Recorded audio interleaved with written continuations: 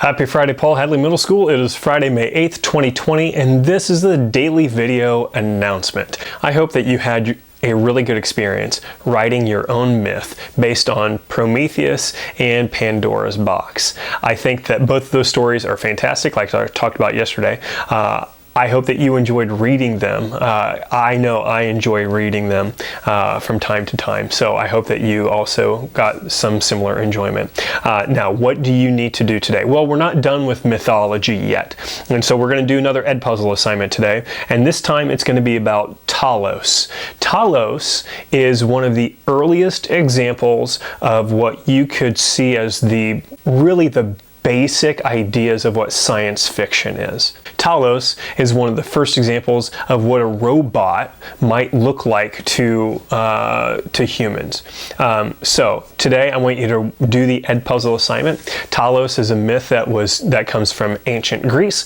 Like a lot of mythology, I like ancient Greek mythology, but there is a lot more mythology out there than just Greek mythology. There's Egyptian mythology, there's Indian mythology, there's Native American mythology, which is different than Indian mythology because Indian mythology comes from India.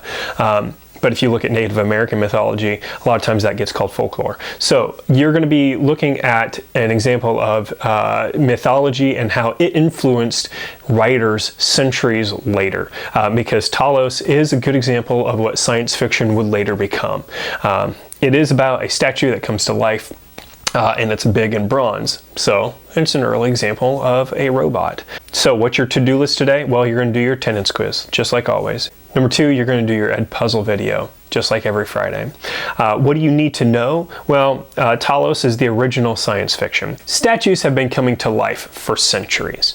Some of the earliest examples have clay statues coming to life, and frequently those are called golems. But golem typically means like a clay statue that has come to life and is determined to kill people around them.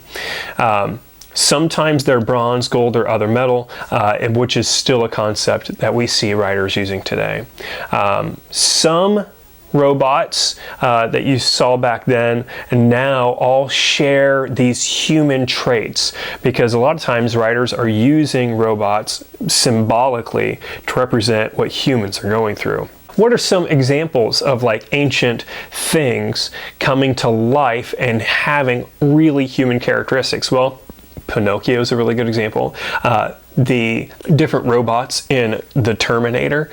I don't know exactly what all of those robot names are, but they are definitely inspired by all of these ancient writings that have had examples of robots coming to life that have had human traits. They are all inspired from the same source.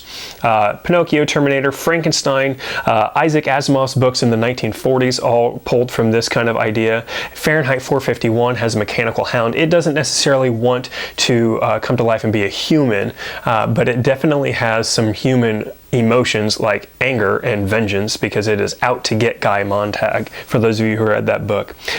The Tin Man in The Wizard of Oz is a really good example of a robot. C-3PO and R2-D2. I would be remiss if I did not mention something from Star Wars. So there are your Star Wars references for today. But those two, C-3PO and R2-D2, are both robots who demonstrate some sort of human trait.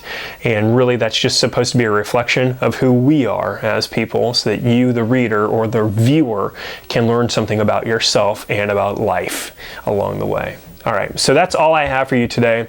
When you're done with this, make sure you have your attendance taken care of. Make sure you have your Ed Puzzle taken care of. Watch that Friday video. After today, we have 3 days of e-learning left. You can do it. I've got a lot of faith and a lot of pride in the work that you have done. Do your best, always. And I will see you on Wednesday.